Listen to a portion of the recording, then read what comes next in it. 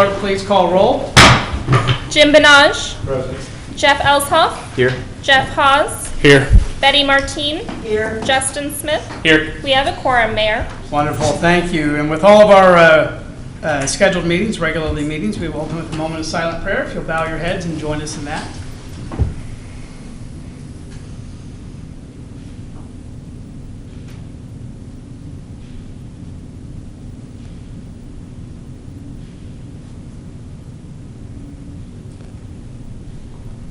Amen. Now please rise and join us in the saying of the Pledge of Allegiance.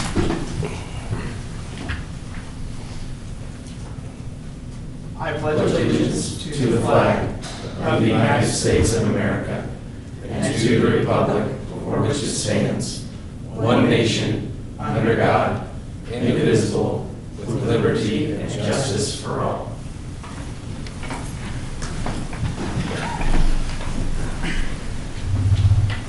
I want to welcome all of you that are here tonight for our April 17th regularly scheduled meeting of your Bel Aire City Council. I probably should have mentioned this before our moment of silent prayer, but received a notification about 5 minutes before the meeting started that former First Lady and former First Mom, Barbara Bush, passed away about 6:50 this evening. So I do want to keep her family in our thoughts and prayers.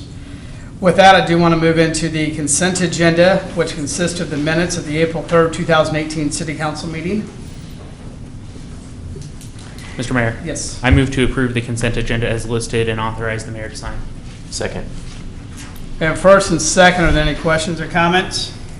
Hearing none, call for the vote. All in favor say aye. Aye. Opposed?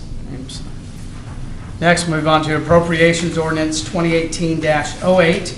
The amount of $558,413.31. It's higher than usual. That's due to our annual property and casualty insurance premium, as well as the second half of special assessments that are due on land owned by the city. It comes out not regularly every quarter, then every half year, so that's why it's a little bit higher now.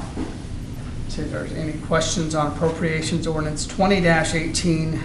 Again, would remind the public watching at home and in the audience that every appropriations ordinance is available for viewing online if anybody has any questions.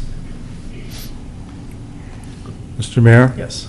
I move that we approve appropriation ordinance 1808, an amount of $558,413.31. Second. We have first and second. Are there any questions or comments? All in favor say aye. Aye. Opposed?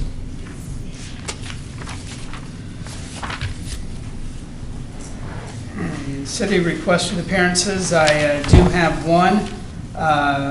Mr. William Cook, if you'd like to come forward now, do that.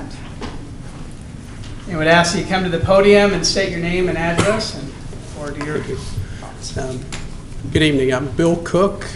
My wife Cindy and I live at 4618 North Elk Creek Drive, and I wanted to speak to the plat change and the development agreement proposal this evening. So, just a little background.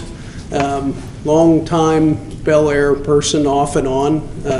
Lived here from shortly after when I was born. On Hanover Street, and I've lived on Glendale Street and Danbury Street, and then my wife and I were on assignment and came back to Wichita and built our home on Elk Creek we moved in a little over a year ago. So all that to say, I've been around Bel Aire long enough to see quite a few changes, and certainly respect that. Yeah, that change is going to happen over time. Obviously we built right backing up to the wetlands. That was a real attraction to us. Of course, we loved it when the lot across the wetlands was empty. We knew that at some point it wouldn't be. That changed sooner than we expected. But those changes, you say, hey, that's part of development. The lots to our north, so ours is the second house as you come in off of 45th Street. So the lots to our north are the ones in question for the replatting. Now, of course, we were told when we, before we purchased the lot and started the building process that those lots were not buildable. And so, we saw the nature trail ideas, we heard about dog parks and other things. And so, it was certainly a surprise when heard that, you were having the engineering consultant take a look at it. Although I've always looked at it and thought there are 3 or 4 good lots in there. If, it was done right, I don't understand all the flood issues and that, but 3 or 4 good lots. And so if those got used, that would be one, thing. That's still a change, but that'd be one thing. But really, as we consider this, I just say really 3 principles that I think are critical. One of them is communication with the affected constituents. And I think, there are a few of us here tonight, but didn't have much notice on this as far as the actual proposal. To be honest, I thought we'd see something creative that looked at those 3 or 4 lots, because I just don't see how you squeeze places onto the ones where the wetlands comes out so close to the road. But I think that communication with affected constituents is critical principle 1, if you will. Consistent use of the land. I mean, regardless of which part of Bel Aire you live in, you want it to be consistent, the areas around you as they're developed. Certainly those lots, if they are buildable, in our view, are part of Elk Creek. They would have to abide by the Elk Creek rules of minimum of 1,700 square feet, all the building design review committee criteria that the rest of us had to abide by. So that'd certainly be our understanding if you were to deem that those were buildable. So consistent use would be the second principle. And then the third one is really, I think, respecting that wetlands area that we have, which is a gem right in the midst of Bel Aire. If we did something creative, I think there are opportunities to really leverage that, is maybe not the best word, but enhance that, put in the nature trail, do something like that, because I think it is something we don't want to just try to wall it off. It is a gem, as I said. So coming back to that, I would say, what are the alternatives that we've looked at? Would be one question. There's been some talk about some of the EPCON type homes going in there. I don't know if EPCON has interest in that area. If they want to develop it and that's part of this, and I'm just not clear on that. Obviously consistent use, if those were to go that way, that's more consistent. I still don't see how you squeeze 10 pounds into a 5-pound bag, but that would be more consistent. And then if we did something to build on the nature aspect, are there grants available? Have we looked at any wetlands grant funding that we might be able to leverage to put in the nature trail that was originally envisioned, at least as we were told? So those are just some of the questions I would ask. And then I come back to the first principle, and I would ask that any decision be delayed until you can have good communication with all the affected constituents, because certainly voicing an opinion or a view for my wife and I, and a couple of others are here tonight, but it is quite limited just because there hasn't been an opportunity to communicate. So thank you for your time. Thank you. I appreciate you coming up, and we will, as we get into our agenda, we'll talk a little bit more about both of these. And I see we have some from our Planning Commission. We also have Jason Gish from MKEC, so we'll be some time this evening to have some discussion about that. All right. Thank you, Mayor. Thank you. And with that, our next item is a proclamation for Arbor Day. Is there anyone here representing the Arbor Day Foundation? If not, seeing none, I'm going to go ahead and read the proclamation from the bench.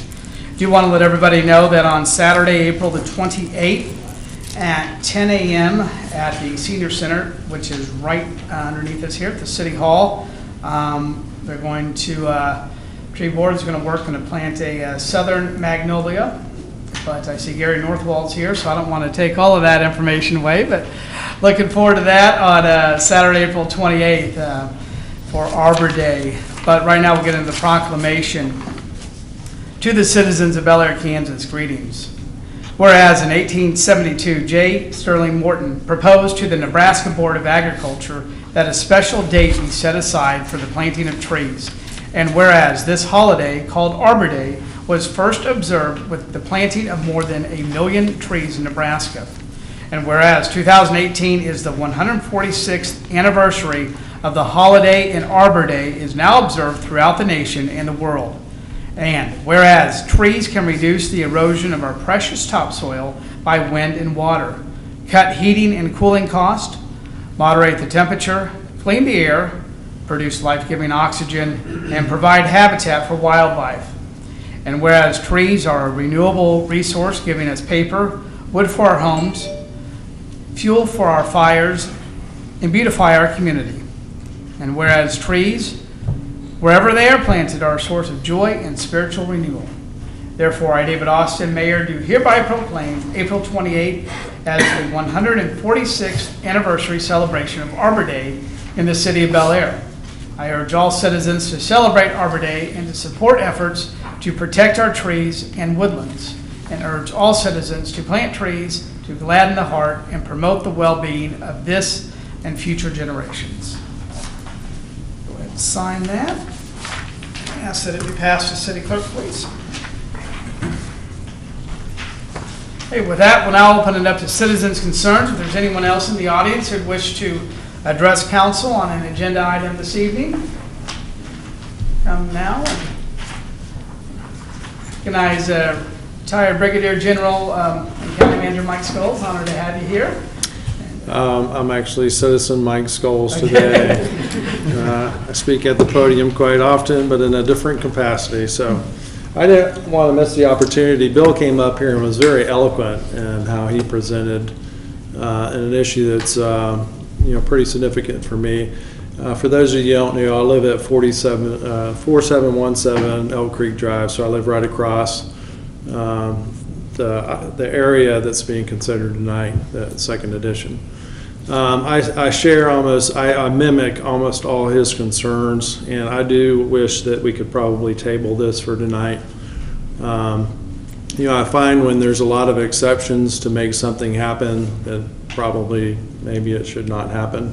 And in this case, I tend to agree that I'd like a little more time to study this issue. I heard about it yesterday is when I think Bill sent me an email and said this was happening, had no clue. So I'd like to have been a part of the process a little sooner. But it sounds like, in the last 24 hours, I think since the Planning Commission talked about it, there have been other ideals or designs on how it could work. So based off of that, there's probably going to need to be some time to look at this a little bit closer. I am particularly concerned about the wetlands. I was not as excited to see the strip mall going in on the other side of the wetlands. It was somewhat of a downer, but started learning how to deal with that. Been kind of lucky because we haven't had any significant rains where I think that's going to be an issue if it continues to look like a mud pit in the wetlands. And now to consider putting houses on the other side of the wetlands, one, you can't see them, but two, I would be fearful what would potentially happen to that area. I just think that just time, get a little more time and a little more conversation with the citizens and the residents that live down around that area wouldn't hurt anybody. So I just ask for that. I appreciate it. Thank you very much. Thank you, sir. Is there anyone else wishing to address council this evening? Now we'll move on to reports. I'm going to start with Council Member Jeff Hawes. Thank you, Mr. Mayor.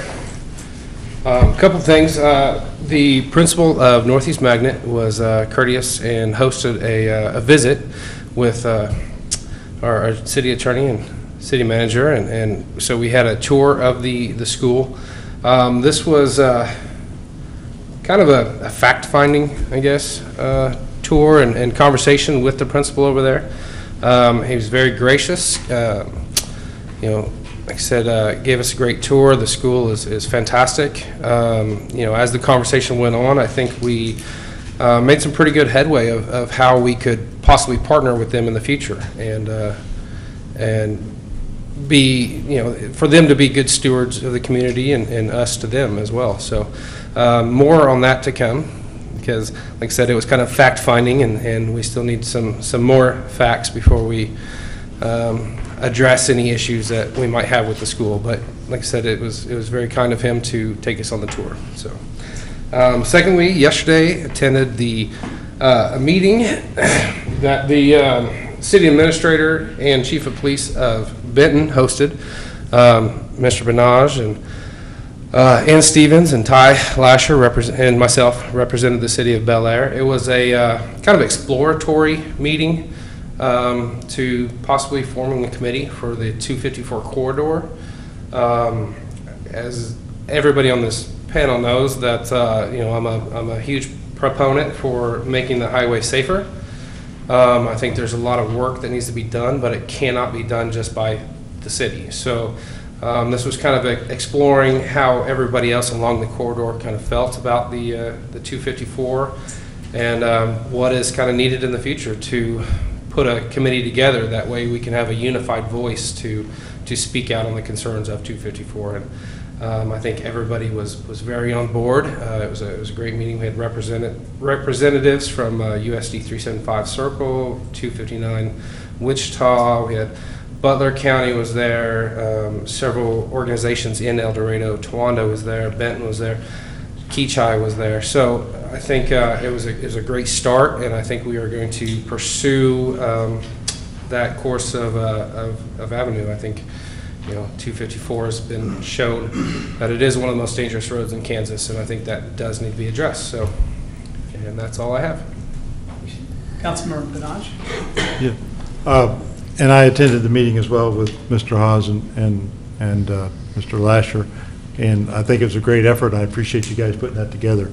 I know it was a pretty good effort to get everybody together, but that was a very good thing, and hopefully it will come to some good result. So I attended on Saturday the Sedgwick County Area Cities meeting, as well as Councilmember Smith. And there was an interesting presentation. Lady Mary Jones is CEO of Mental Health Association of South Central Kansas. And they have some interesting resources available that should we see a need for some housing or people who need help with housing, or I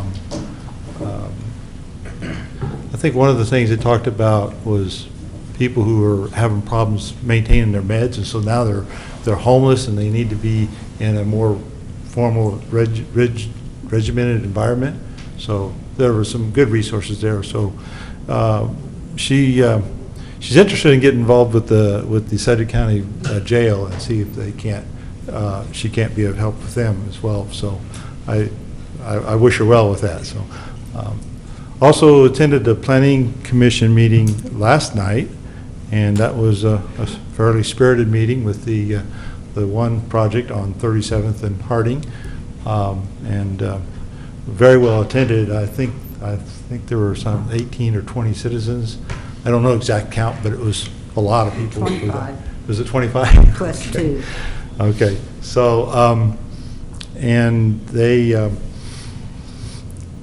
decided to hold off on that project for now and reconsider it later on, which was fine.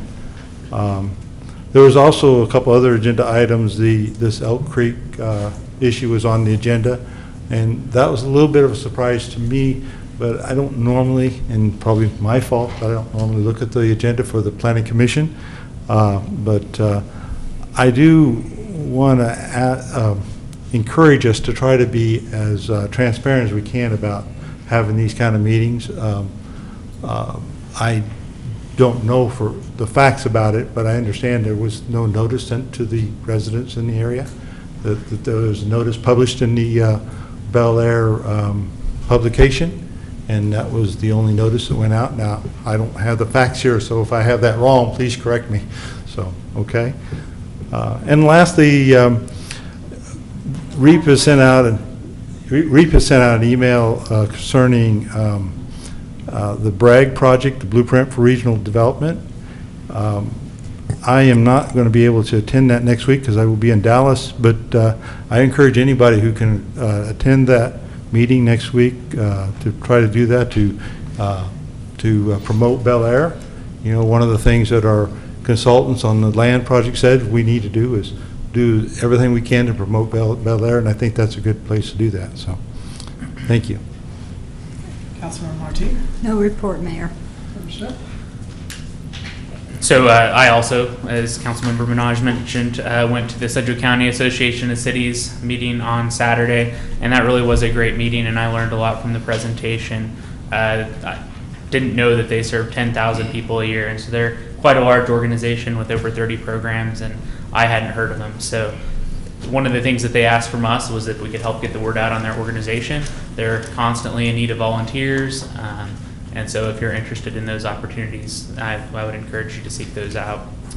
Following that meeting, I did get a tour of the Park City Administration building since they were hosting the meeting for us. And I just want to say that something that stood out to me is I toured the building and saw all the offices and had some conversations with their council, was how much staff they had. And Park City is a city that's very similar in size to the city of Bel Aire from a population perspective, and I guess what was highlighted to me was, I guess, how efficient our staff is, and I just wanted to thank our staff for working in a lean environment and recognize that we're, from what I can tell, we're being very efficient with our staff as a city, and so that tour and those discussions really highlighted that for me.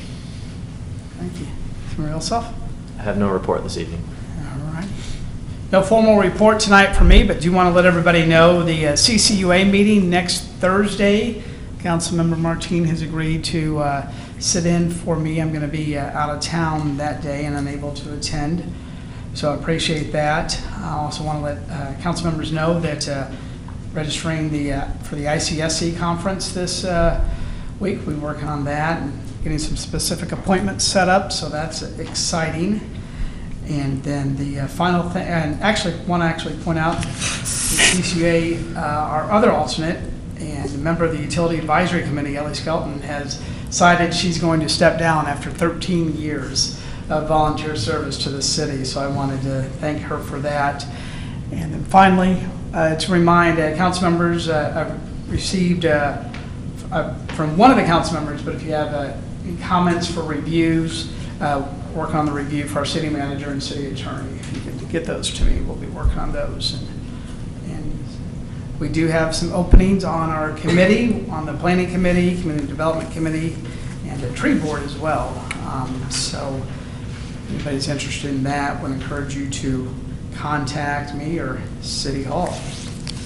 With that, I'm going to move to boards and recognize Gary Northwall from the tree board, if you'll come forward. And I didn't give away all the information about the event. You what? You left me a few things to say. I did. Hi, everyone. I'm Gary Northwall, Chairman of the Bel Aire Tree Board.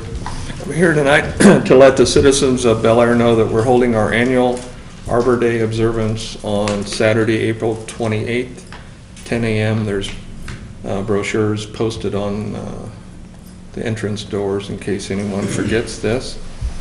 This year at least, we've opted to hold our observance indoors because in past years, wind temperatures and sometimes rain just keeps attendance down. It's a real popular event, by the way. Humor. Last year, I think it was maybe 35, 40 degrees and rain. And monsoon. I'd love to have the rain this year, but I could do without the cold temperatures.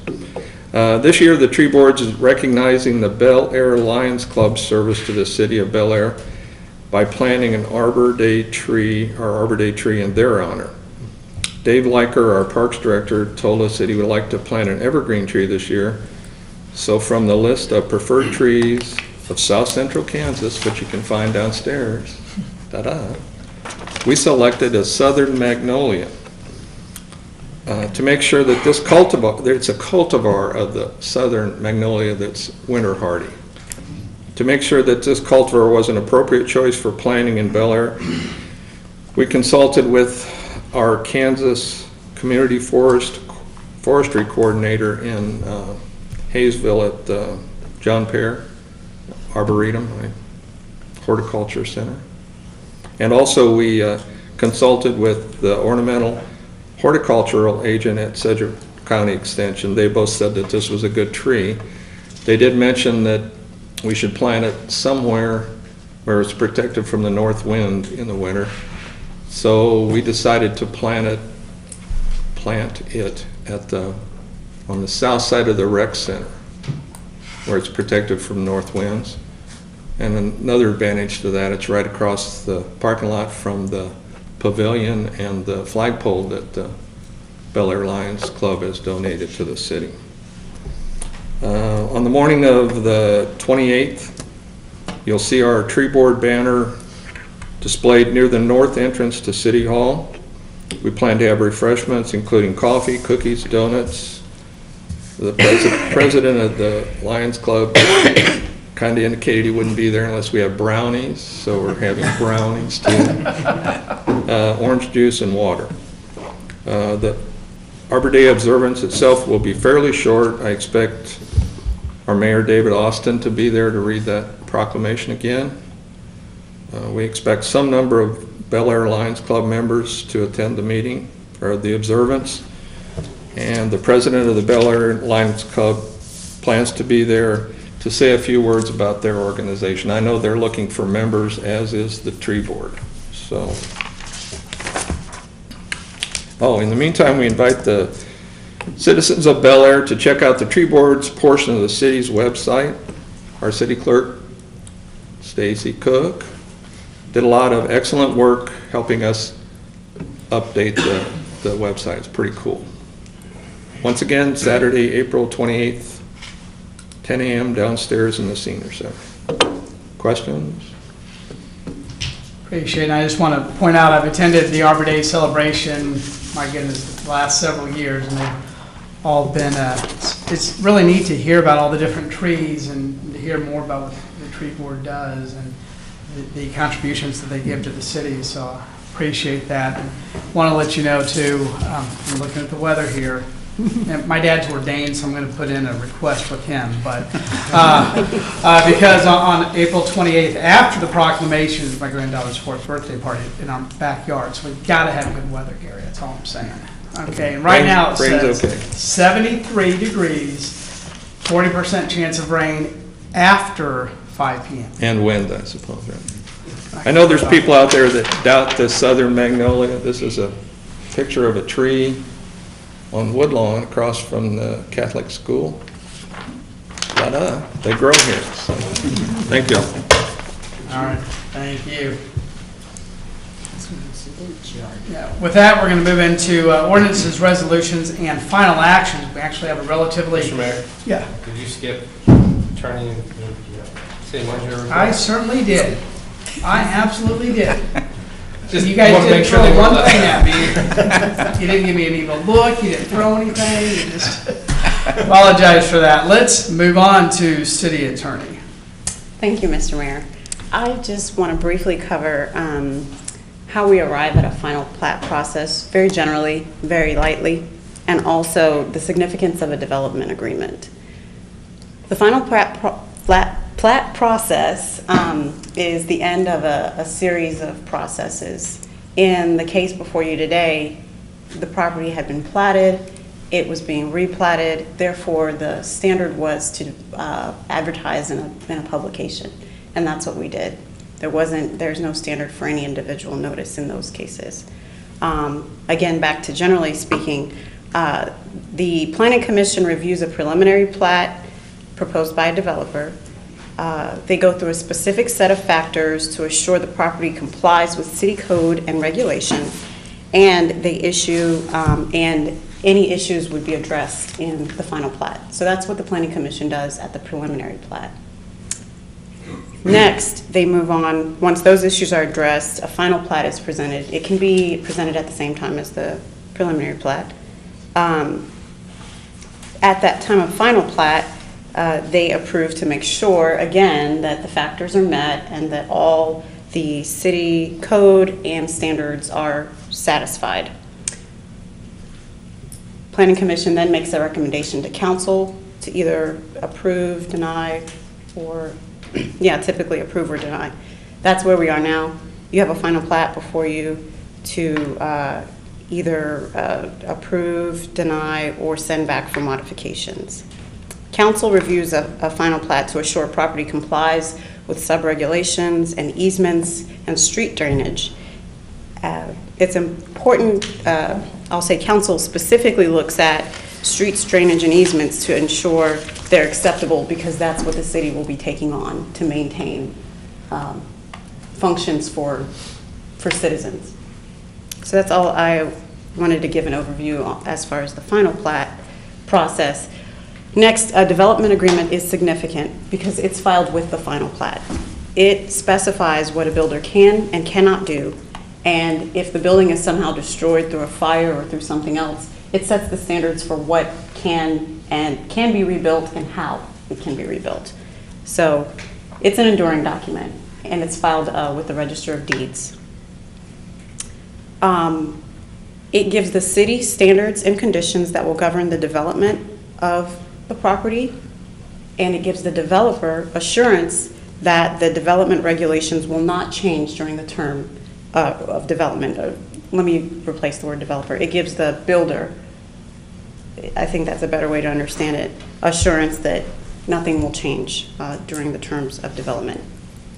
So that's just a general kind of setting. I know that council has a lot of background and access to this information, but in a public meeting, I wanted to just lightly cover that. That's all I have, Mr. Mayor. We appreciate it. City Manager? Thank you, Mayor. I actually do have a few things to cover, so I appreciate you coming back to me.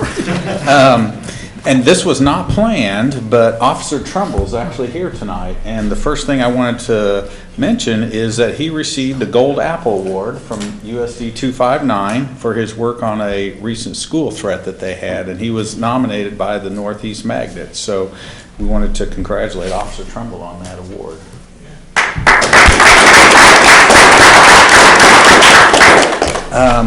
The next thing I wanted to mention is it's not this weekend, but actually on the 28th, there's a lot of things happening in Bel Aire. We won't have a meeting before that, so I wanted to let council and the citizens know.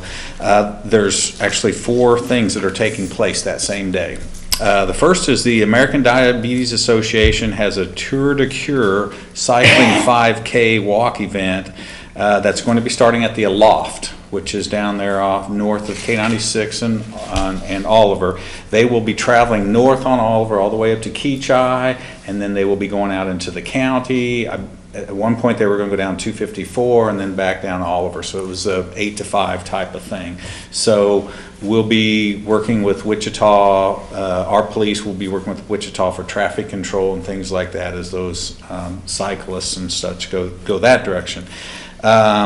That same day, we have the Party for Parkinson's Run and Walk, which is being sponsored by the Catholic Care, and that will be taking place primarily on their grounds, but we will be closing a portion of 45th at Woodlawn, that intersection there, and then from Woodlawn north to the Catholic Church. And most of it will take place on their grounds, but they will get on 45th and some on Woodlawn. But that event will run from 8 to about 9. Because they get on and off the roads pretty quickly. So we'll be doing traffic control there as well. And then, of course, we've got the Arbor Day celebration at 10 here. And then Take Back Prescription Drugs. That's a semi-annual event that all the police departments take part in. And that will be here at City Hall from 10 to 2. And that will be manned by the police department. So they're going to have a very busy day. And some of us, I'm sure, will be volunteering to help. But those are 4 things. 2 of them will impact citizens if they're driving around town that day. But just to let everybody know. I appreciate it. Now we'll move on to ordinances, resolutions, and final actions. And like I said earlier, we do have just 4 items on the agenda this evening. First one's the final plat. We've had already some discussion about. Then the developers agreement. Then there's a couple of appointments that need to be made individually. The first thing to come before council this evening, item A, is consideration of the final plat for Elk Creek Second Edition. I want to thank our city attorney for the explanation as to how we go about, because I know there's different laws and different rules between zoning and how notifications go out and plat changes for that. So I do appreciate that explanation. And just a little bit of background and history here. When the original developer of Elk Creek went bankrupt, and that was around, 2008, 2009, somewhere around there, the bank took ownership of all of the lots over there in Elk Creek. They were able to find a developer that purchased all of the lots except for 9, the 9 that we're going to be talking about tonight. Those are on the south end. Those 9 have some floodplain issues. Those lots were given to the land bank. And what happened then, so that then made the city responsible for the specials, which are about $25,000 a year that on the combined 9 lots there that paying. And then we also have the $4,500 in homeowner association dues now on those 9 lots that the city is now paying for on that. So that's where it is when it came back to the city and given to the land bank. MKEC was hired to replat those 9 lots, and they were given the charge to make them buildable and sellable. And do want to point out, MKEC did the original plat on Elk Creek, so it's very familiar with that entire area. This plat is something, and we want to make sure that also the trees are protected in the wetlands. I know that was mentioned. This plat does accomplish that and is up for final approval this evening. As mentioned, the Planning Commission did discuss this at their meeting last night and there was an open meeting there, and they approved the plat by a 4-0 vote on that. And right now I do want to call up Jason Gish, who with MKEC, and I see that James Schmidt from our Planning Commission are here.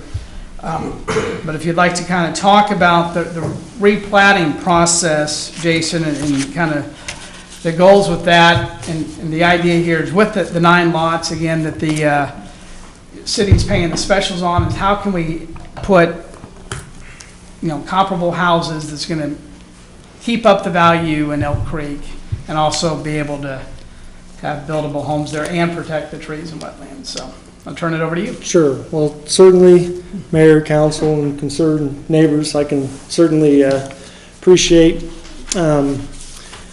what your interests are. And so to go back a little bit in the mayor's history and what he was describing. So the original developer came to us with a plan, and he says, this is what I want to do.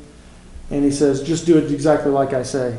And so we laid out the streets and everything exactly as they are. And part of our due diligence requires that we go about notifying governing agencies such as the Corps of Engineers, Division of Water Resources, groups like that, when we're near areas that we consider waters of the U.S. So that stream and everything that's back there is governed and regulated through federal agencies. And so the state obviously and then the city therefore have to abide by those rules. So as part of that, we did a preliminary jurisdictional determination. We get that approved by the Corps of Engineers, and during that process, we could tell, but we use a certified consultant, if you will, that has the prerequisites for the Corps to create a report. And in that report, we saw wetlands there, so therefore we surveyed where those locations were, and we worked with the Corps to protect those. So that's where this line came from and why it kind of looks the way it does out there. So from my perspective as a planner, it's kind of like I told you so, but the developer was certain that that's how he wanted those lots. That said, through no fault of the city at this point, they're working on a way to As was mentioned, several of those lots are very much like the conventional lot. Just believe, Mr. Cook, like the one, if I understand you, to live on the second one from the entrance to the north. Correct. Okay, so some of those are just like yours, but they have the disadvantage of having a portion of what they consider floodplain on the lot. And so the county, 2014, I don't know when they started, they go out and they every so often will redo their floodplain maps. And when they redid their floodplain maps, they had more accurate information from in the current day. The county flew the entire county. They had what they call LiDAR contours that they developed so they could see real elevations to within a pretty precise level. When they did that, it was actually after the work had been done on this project. They used LiDAR contours. Let me go back to the LiDAR contours. They were flown in about 2006. This plat was built in about 2008, 9, 10, somewhere in there. When the county, or the FEMA rather, came back in and reset the floodplain maps, it put floodplain back onto these lots, which is fine. It happens all the time. So in order to alleviate the situation where somebody would go buy a lot and they can't get a mortgage, or they would have to pay flood insurance, what the engineering side of what we're doing for the city is basically to create a lot that allows that basically splits. And I don't know if we can put up one of the examples or the final plat, but It's up now. and you can't see it on there, but anyhow, that green area, the green area that you know that are the wetlands where the slope goes down, at the bottom of that is where the protected land is and the floodplain. So we basically split the lots in two. We have what we consider kind of a drainage easement, or we call it a drainage reserve. And by doing a drainage reserve, and we do this on a lot of ponds and water features, it's kind of a way to protect the drainage way and restrict what can happen there, and at the same time allow someone to purchase a lot number 4, for instance, and a drainage reserve number 4. So the lot lines are the same as what they were on the original plat, but it splits it in half. And then what you're allowed to do is then you're going to go get your mortgage placed on the buildable portion of your lot. So from an engineering perspective, all that's changed on this is an adjustment to create a drainage reserve that protects the area that I hear everyone concerned of, so that nothing can happen to it. But it allows a lot, the buildable portion of the lot, to then go ahead and receive a mortgage without the encumbrance of flood insurance. So that's what the action of this plat does. I can't speak to the other parts of your concern, but at least to the platting element and the engineering behind it, that's what's occurring. So we did, and it's faint on the example that was up there, but there are some footprints that we put down that are exactly like the homes throughout the rest of the development. We even set them back far. They really could be very much like everybody else's and set with a 25-foot building setback, which is about 27 and a half feet behind the curb, if you want to know exactly where that setback lands. And while it would be unconventional, if you're thinking of a traditional lot with a backyard that has the swing set and green grass and that, there's nothing precluding the feasibility of building a home on any of these lots as they've been platted to fit, and you would just have on several of the lots a much different backyard. So if I don't know, it's probably more common in other areas than here, because it's just the nature of what we are used to seeing developed in our area. But I can just, from an engineering perspective, we can easily depict a conventional home just like the ones that are out there, not the Epcon ones, but the more ranch style that are longer. They will fit on each of those lots. So our task given to us by city staff was to make sure that we could at least reclaim the ability to to sell the lots. And while they're not necessarily all traditional, I just want to make sure you understand that they are buildable. It'd just be different than a traditional lot. Any questions that I? Yeah, I have a question. Sure. Were these specific lots platted and planned on homes being built from the start of Elk Creek? So the original plat, with the exception of, I think we changed a lot line between what used to be Lot 3 and 4. I apologize, I didn't bring the original plat, but we changed one lot line, and the rest of it's all identical with the exception of creating the drainage reserve. So they've always been, if they would have been built on prior to the new maps, what would have happened is, let's say somebody built on one that's real easy right in the middle, lot number 5. I keep turning around and it disappears. But lot number 5, that I'm one. gonna back up for you, Jason. Yeah, I know why you keep switching it. You're trying to give the folks at home some, yeah. So anyhow, this map, lot number 5, it's right in the middle there. That particular one is very buildable. It's easy. It's kind of a traditional lot. But if you would have built on that, and the FEMA issued the new maps for our county, you would have all of a sudden received a letter from them saying your lot is in the floodplain. You need to start paying flood insurance, blah, blah, blah. And we've actually had this happen a lot of times where that would occur to someone. You know, it's kind of like you're guilty till you prove yourself innocent. And sometimes it was a mistake by the mapping company, and sometimes it was just the reality. And then you can work to help that individual figure out how to remove that from their property.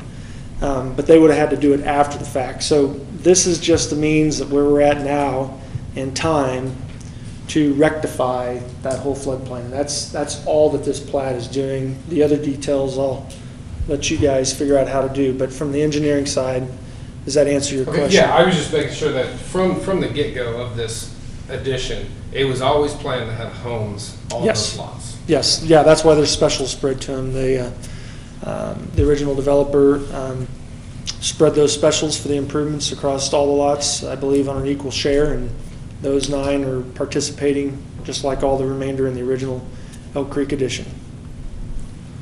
Mr. Gish, the proposal is that these have homes that are 1,170 square foot. Was that the original intent, or do you know?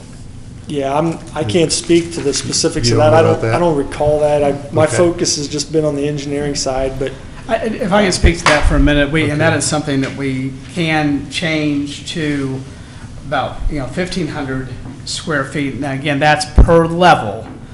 So if it has a basement, or if it's second story, that it's 4,500 square foot. Then if you do a basement and second story, so that is something that we could do. Okay. I just wondered if that was in the original plan, but he says he doesn't remember that, so, okay. I think if you looked back at the original developer's agreement, whatever it said, I don't know what it says, I apologize. Okay, that's fair. I can answer that. So the minimum square footage goes to zoning. That's where those Right. come from. Okay. And so when this was originally zoned as R3, I believe, it's a minimum of 1,500 square foot. And I believe the covenants had a minimum of 1,700, which, you can do that in covenants. You can make them stricter than what the zoning codes are. The 1170 that's talked about in the developer's agreement on these 9 lots is, again, tied back to zoning. So when the EPCON community went in, that area as well as these, because there was a contemplation, maybe, those could be part of that as well, was rezoned to R5B, which allows the 1170 square foot and things like that. And then the 0 lot lines because they're so close. EPCON, because of, as Mr. Gish stated, with the floodplain issue, decided they didn't want to get involved in these. So that's why nothing was done with those. So when we met with MKEC to talk about how we could get these developed, that's where the idea came from, is just what Jason was talking about, of basically keeping the lot width the same changing with the drainage reserves in there that would allow them to be buildable. So in the development agreement, we just matched the 1170 that's in the zoning. The intent was there's a minimum of 6 yards side yard setback in the developer's agreement, which is what's in the R3 development. We could have gone with the 0 line, but again, the intent was to have similar size houses in this area that matched Elk Creek.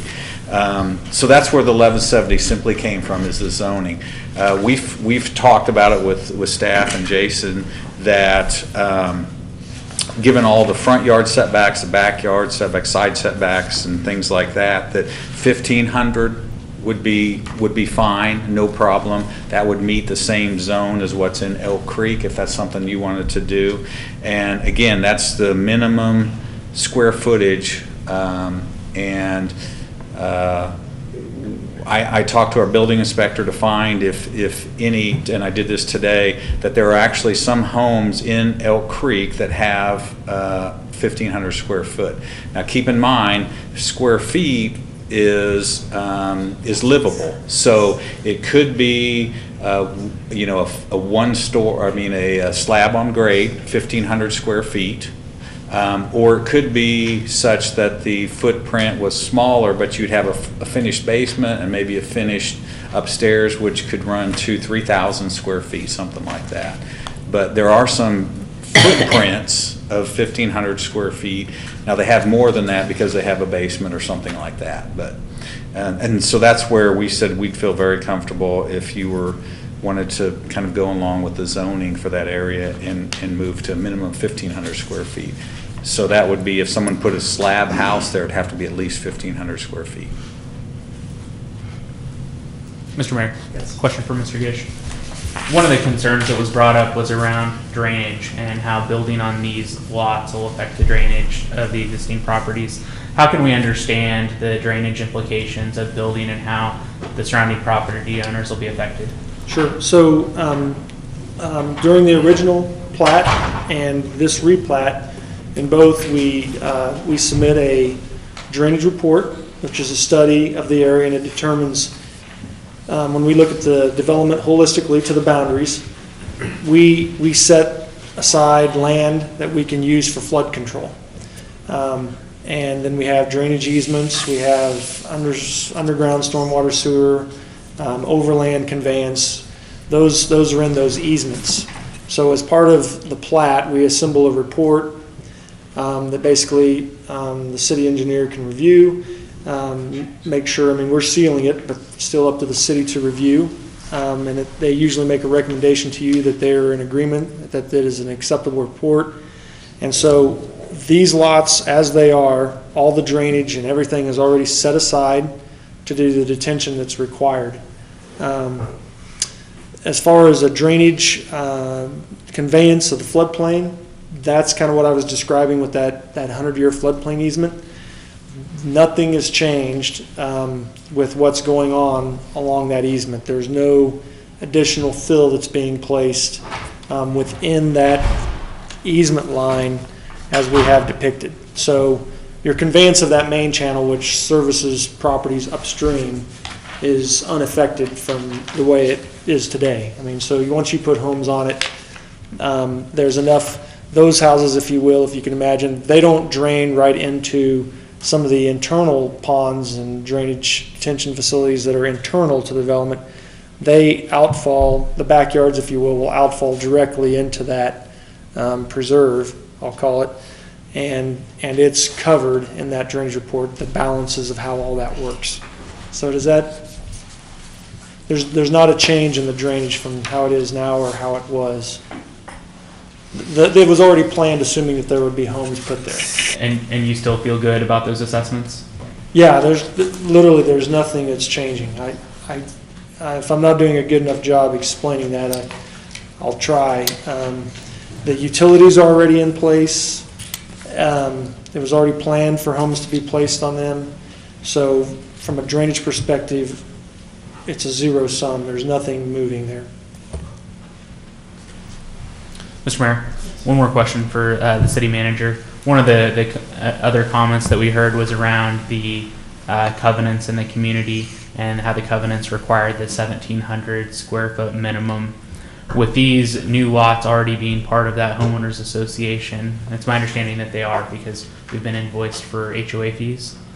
I'm curious how those covenants will apply to these properties. So what will happen is a replat, these 9 lots would not be subject to the covenants of the Elk Creek HOA. So then we wouldn't have to pay the assessment from the HOA. Now the intent, if you read in the developer's agreement, we did not create a HOA for this because that's not our intent. Our intent is to get these under construction, get these buildable, and then have them be incorporated into the existing HOA there. So that's kind of how, whenever you develop, you either create an HOA or you don't. And like I said, there's just 9 lots, so there's no reason to create an HOA for 9 lots. And the idea is for these to be part of Elk Creek. And so that's why, they'll have to be approved to meet the developer's agreement, and we'll also be watching that they meet the Elk Creek HOA. The only thing that wouldn't apply would be the 1,700 minimum square feet. But we would look to make sure that the amount of brick and stone and all those things, the roof pitches, those things match.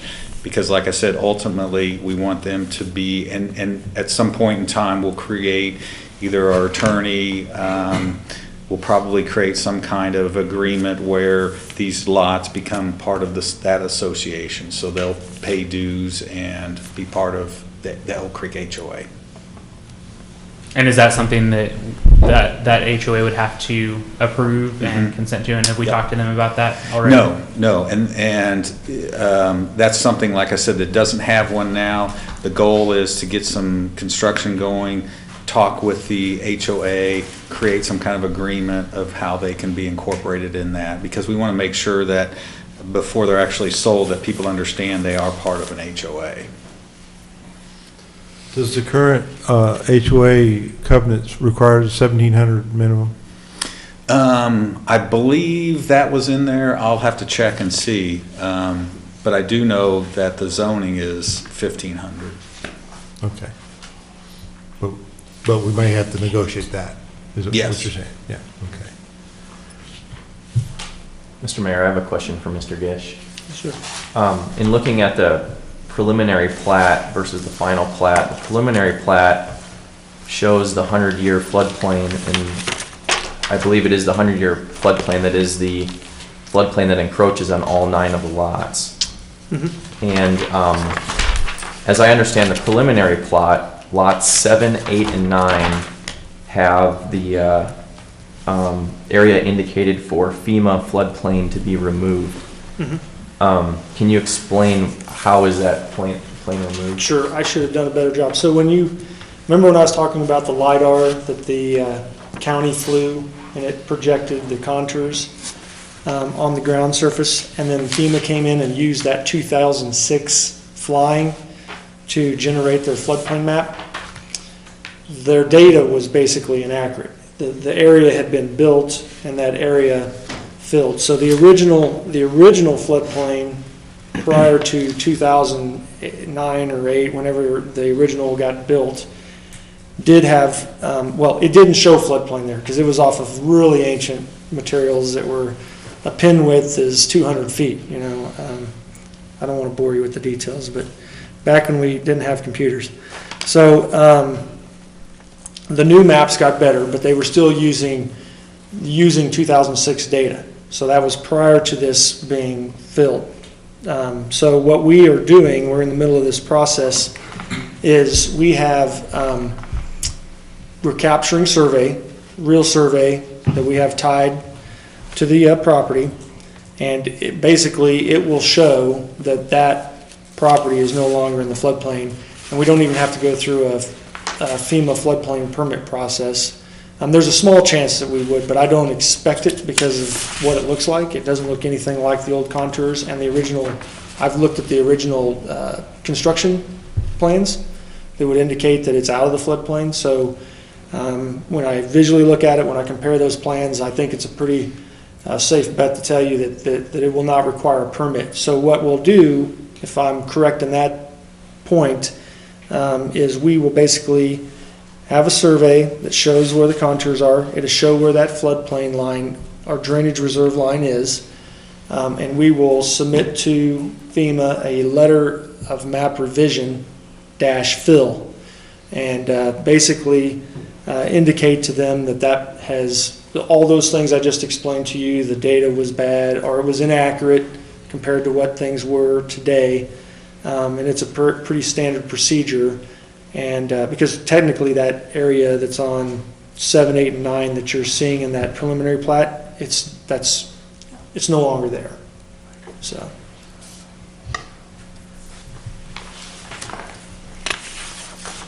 Have any other questions for Mr. Gish?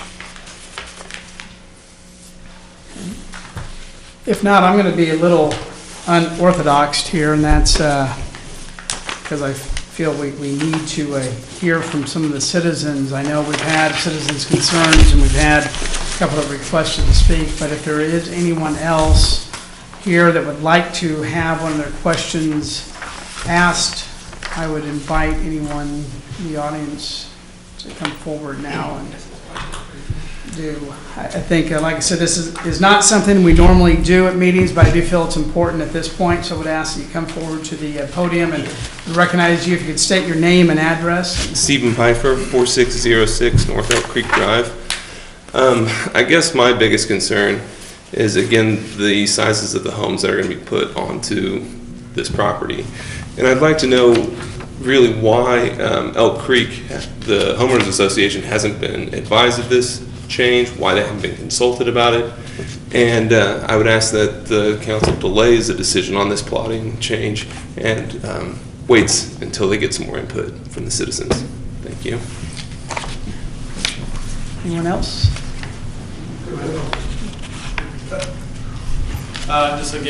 Just a couple of quick comments. Again, I just kind of asked you to table this, and what's another month going to hurt? Second is, I know LiDAR very well, and we're actually budgeted and we're flying it this year too. But it'll be, another few years before we get more FEMA floodplain maps. I do know that last batch, it changed a lot of maps across the county, and I suspect the next one will too. And it's usually not for the better. It's usually, they're more precise, and they usually show that where you built it, you probably have some trouble. So my question on that is you don't really allow for a lot of tolerance in this particular scenario on some of those lots. So you could end up in a floodplain in 3 or 4 years when you were trying to avoid it. But again, I think it would be beneficial just to kick it back to a planning meeting or allow some of the residents that didn't have a chance on it. I mean, certainly your choice, but it's not going to hurt anything.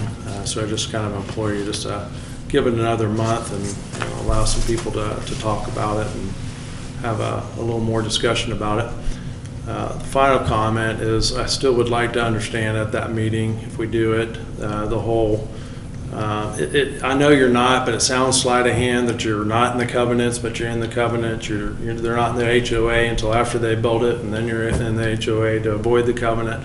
I mean, just for us back there, it's just kind of like, what? Just kind of like to understand that just a little bit more if we get some opportunity at a future meeting. That's just my comments. Thanks. Mr. Cook. I just echo what Mike and Stephen said. I did have another question, though, and that has to do with the soil stability. When Stephen and Sarah built, they got down to stable soil and didn't have to put in the 50 piers that we did in our lot. And so I'm just wondering, as you go down along there, whether any of that has been looked at in the engineering. We had to put in piers to get the stable soil before they could, do the footings at our location. Thank you. Again, not wanting to keep going on, give and take, but certainly would invite our planning commission and Mr. Gish to address any of those questions and concerns that were just brought up, and then I'm going to move us on. Thank you, Mayor. One thing keeps kind of sticking at me. They say they weren't communicated, and you know, we normally get our packets a good week before our meeting, and when I look in there and it says that we have open hearings, the first thing I start looking for is the affidavits. Has it been put in a publication? And these were put in a publication, which is probably the Breeze. Now, here's a plug for the Breeze. Don't throw it away, read it, okay? And then my understanding is that they are to letter people within 200 foot of the construction. And I believe Keith said that he did that also. Now, the one thing that... Yeah, I'm going to correct. I think that's with the zoning. Is that correct? With zoning. Yeah. Yes. Not with the Plat, replat. okay. Yeah. So, the one thing that my spirited little group does, we hit real hard on drainage and flood control and stuff. And last night we had a really good discussion about what we're supposed to do and what he is looking at doing and stuff. And the one thing that we did talk about was, what you just brought up, was stability. And how we're gonna, you know, he's gonna find out, you know, how much of a lift that you bring up for compaction. Now, my understanding, compaction, we can only do about 98 or 99% because there's only one person that can do 100%. So we're a group that when this comes before us, we try really hard to make this right before we come to you guys. Send it to you for what you need to do. We just make the recommendations. So with Keith's hard work, and last night the city attorney was there with us and helped us out. And,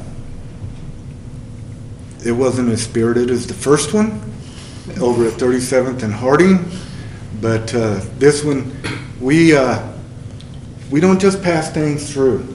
We look at it, and I'll tell you what, we just hate it when we have an open hearing and nobody shows up. You know, everybody, please, if there's something in your neighborhood that's going to be rezoned or whatever, and it's coming before the planning commission, before it comes to the council, please show up. We'd love to hear from you. The 37th and Harding last night, we had, like they said, 20-some people there, and that one where it was tabled.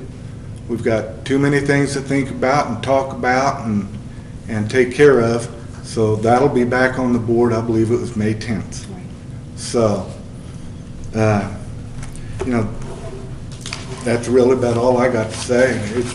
We got a good group of people. We got some new ones coming on, I understand. We're short a couple, so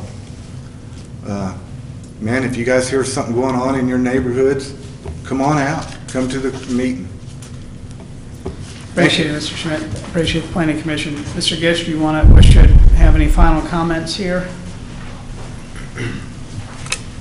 Yeah, I'll just try to address the compaction issue. And that original compaction should have been at 95%.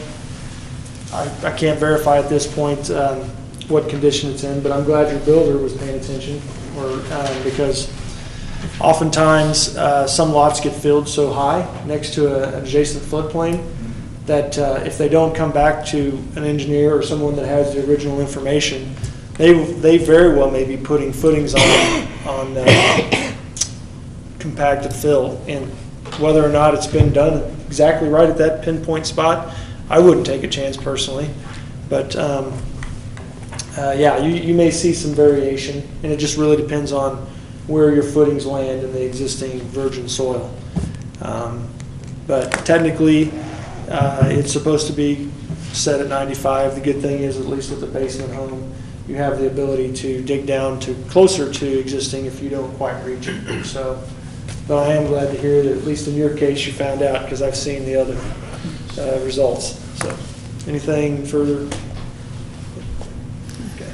I want to appreciate everybody, say that I appreciate everybody coming out and emails and calls that I was able to have today, and Mr. Gish being here, and Mr. Schmidt being here for that. So before us tonight is this final plat approval, and just kind of reemphasize a couple of things that we did have the notification in the paper. And I do understand, we're talking 9 lots that right now the citizens of Bel Aire, the city is paying the specials on.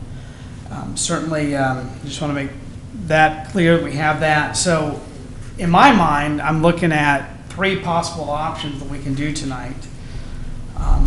And before I tell you what I think our 3 options are, I do want to also point out that the homeowners association was offered these 9 lots back in November if they would carry the specials, and we were told that they did not want them.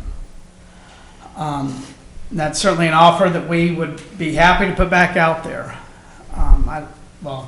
I guess I can't say that, but I would be happy to recommend that you put back out there for that. So the 3 options that I'm looking at tonight is, one, that we could table this and see if the homeowner association wants to look at that offer again. They had some other ideas that they could do that. That is an option. Like I said, that offer I think could stand. We can pass it and put our best foot forward and work to see that we have as nice a home possible built on those 9 lots that would be comparable to Elk Creek standards. Or 3, we can do nothing. But knowing again that we'll continue the $25,000 a year in specials, and like I said, plus the request for dues and everything, the city on these 9 lots. So in my opinion, those are our options this evening. And we've heard from some of the citizens, we've heard from our engineer, we've heard from the Planning Commission. And their recommendation, the Planning Commission, was that it pass. So it is now in the hands of the council. Well, I guess I'll speak up and just want to kind of walk through what my thoughts are currently. So as the mayor pointed out, if we do nothing and the city holds on to these 9 lots right now, the cost to the city is $40,500 per year due to the HOA costs. Is that accurate? It would be $25,000 for special assessments and $4,500 for dues. Per lot, per year? No, that's for all 9 lots. Oh, for all 9. Oh, okay. So $29,000 for all. I'm glad I asked because I wasn't 100% clear on that. And we do does the city currently do the maintenance on those 9 lots? We just took them over last fall, so we'll have to do the mowing on those. Okay. Yes. Okay. One of the big issues and concerns that a lot of the citizens of Bel Aire have are the city's debt and our land debt, and that's no secret. I know that, but that is a big factor in my mind.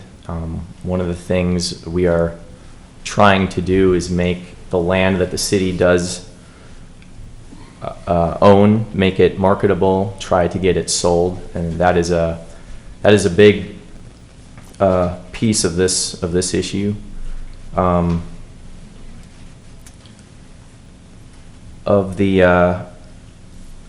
So for the 9 lots, I guess I was a little unclear when we first looked at this back in January 16th of this year. I believe it was our first council meeting as a new council. We contracted with MKEC to do this preliminary and final plat. I guess one thing that has occurred to me that it is a concern is it's not clear whether all the residents that are worried about this or have concern about this have reviewed all the information. I want to make sure that everyone's on the same page as far as understanding that each one of these lots were divided between a buildable section and then a non-buildable section. And that non-buildable section is what is protecting the floodplain area. Some of the points that were brought up from the citizens about concerns, some of them I think have been addressed. The communication issue between the city and the homeowners. As far as I know, it sounds like the city pursued the minimal requirement for getting the word out or communicating to residents. The issue of consistent use, and I believe that is looking at the house size, the square footage issue. I see that as, that's been brought up about increasing that minimal square footage in the agreement. I think it's possible that we can look at amending what that minimum square footage is.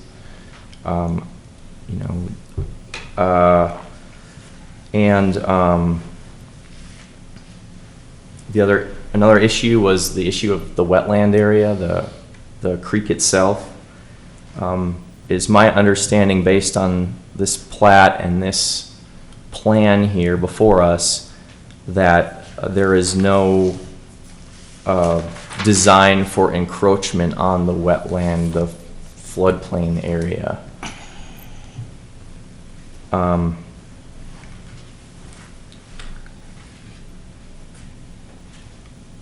see. I guess one thing that's on my mind, and I don't know, I guess I'm curious what other council members think, or I'm not sure what else kind of input we can have, but I understand the desire to table this and wait on it. Is there, we're not looking at, I guess the best question I have is, so we spent $38,000 to get this plat created, and the work by MKEC to get us to where we are before us tonight. If we were to sell these lots, that money gets folded into the cost that the city gets reimbursed. Is that correct? But if we were to do something radically different, like where we would eliminate all 9 lots or something like that, that money would not be able to be recovered. Is that right, Mr. Manager?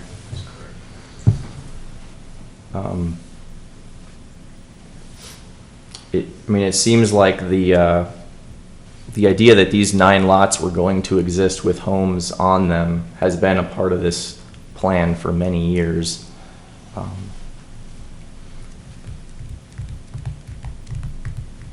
I guess I'm open to discussing further the options. I'll end my comments for now and see what other council members are thinking.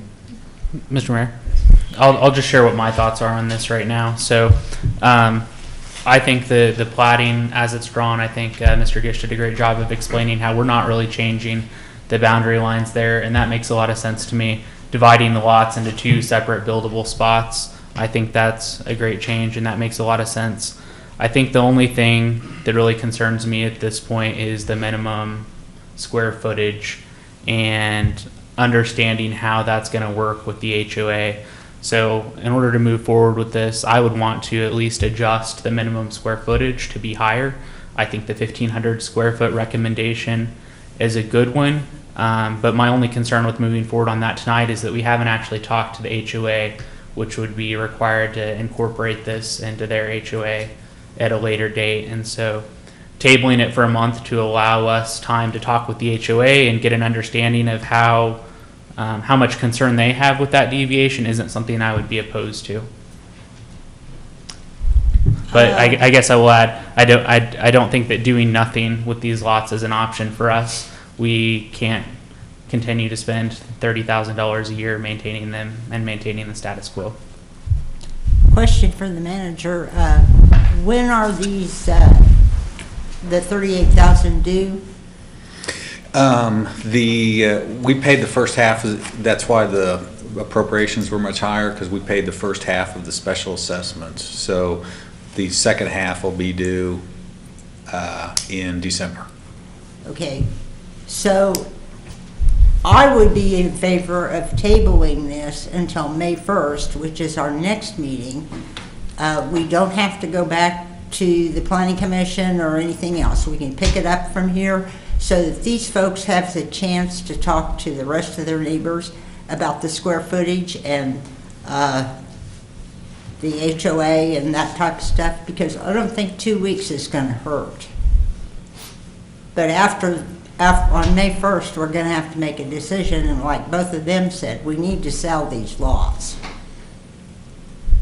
But at least it would give the residents a chance to talk with each other, because that's only, we don't have a meeting, another meeting until May 1st. Thank you. I echo those same sentiments. I do think it would be wise for us to try to reach out to the homeowner association and see if we can start some negotiations there as far as the incorporating these into the homeowner association, and give the citizens a chance to thrash through these plans, and if they have more feedback, to please come back on May 1st and give that feedback, because I think we'll have to make a decision on May 1st.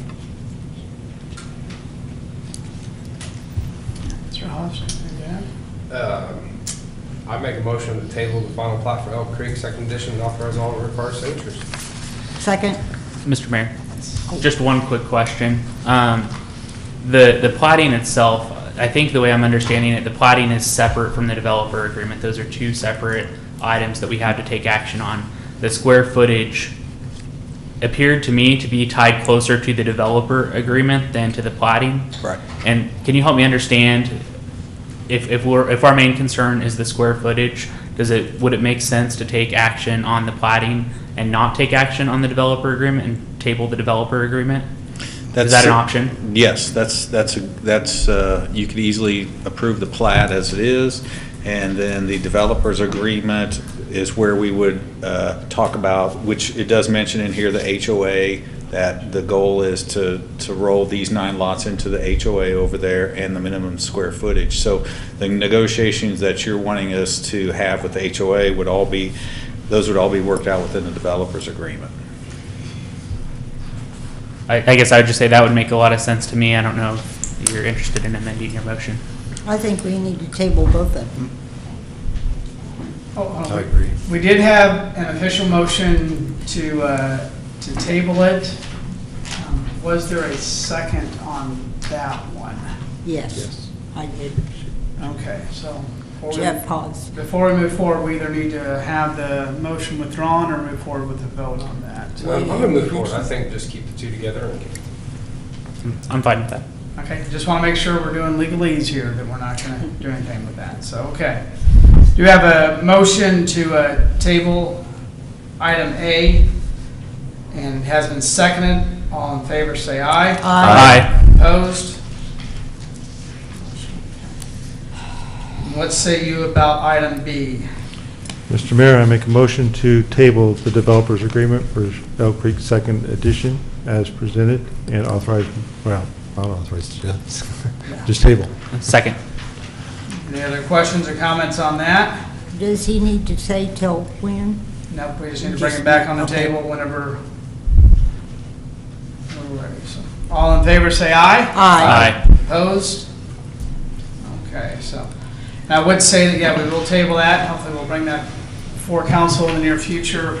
Again, because we do have 9 lots that we need to get something on. We certainly want to make sure that the property values are maintained over there in Elk Creek and the integrity of those homes. The 1,500 square feet, very well may end up doing it, but I certainly appreciate you guys wanting a couple more weeks and taking more time to have some more thought and discussion about this. I think we can.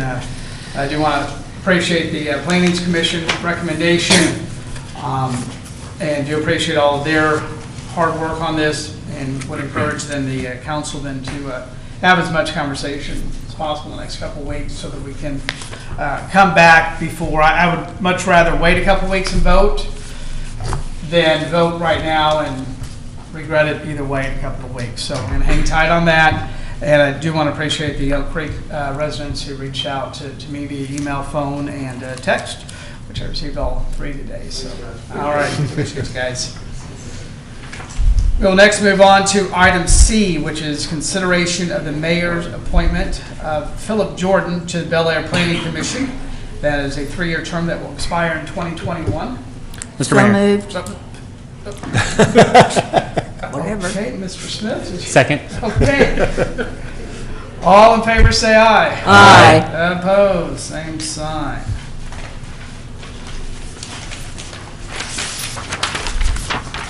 Okay, next is my appointment of John Charleston to the Bel Aire Planning Commission. This is a term for 3 years that expires in 2021. So moved. Second. Bunch of seconds. All in favor say aye. Aye. Opposed, same sign. As far as future issues, just want to remind everybody that I plan to, gotta write it, but we'll give kind of some goals and state of the city here at our next May meeting. So, and then we'll have that discussion at our May workshop with that. And then with the ICSC conference, there's a very good chance I will not be here for our 3rd meeting in May. So talk to Mr. Smith about that. I haven't booked all those yet. I would ask before we adjourn, City Attorney, if it might not be a bad idea for us to take a brief executive session to maybe talk a little more about what it is we need to look at and ask for this agreement for plat. Yes, we can, I would ask for an executive session under the attorney-client privilege exception to discuss, I guess, platting and developers agreement, attorney-client information. And I would ask if we could have that for maybe about 15 minutes. And reconvene in here? Well, we need a motion. Mr. Mayor, I make a motion we have an executive session to discuss the plating under attorney-client privilege. Second. All in favor say aye. Aye. And we will reconvene, and I got to do math here. At 8:42. In our executive session.